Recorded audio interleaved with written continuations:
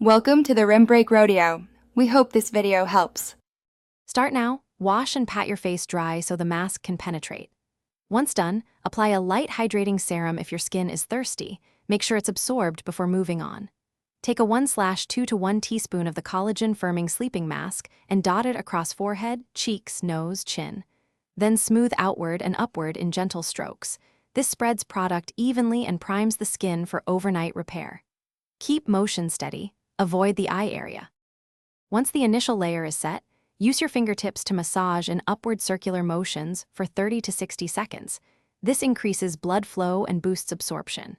If you have dry patches, apply a thin second layer only on those areas. Too much product on oily zones can cause pilling. Make sure to finish with gentle patting to help the mask sink into the skin. If you feel any tackiness, wait 2 to 3 minutes before lying down so the formula settles properly. Let the mask work overnight while you sleep. Switch to a clean silk or cotton pillowcase to reduce friction. Once you wake, rinse with lukewarm water and follow with your daytime SPF routine. Use the mask 1 to 3 times weekly depending on how your skin tolerates it. Start less often and increase if no irritation occurs.